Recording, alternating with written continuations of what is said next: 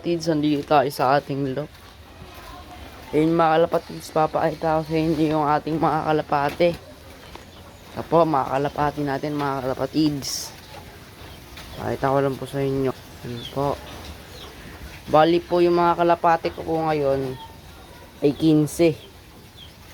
15 na po yung aking mga kalapate, kasama na po tong ating painakay.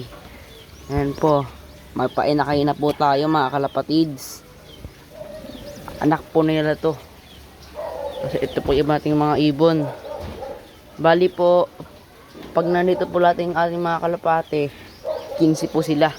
Sama na yung dalawang breeder. Kasi ito naman po yung ating mga ibang kalapate andito. Yan po, ayun po yung manok natin.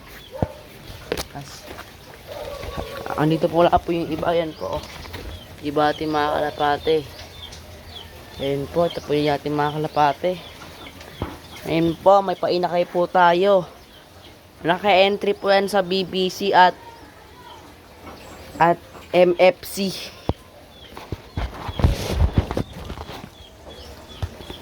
Mga kalapatids. Bye.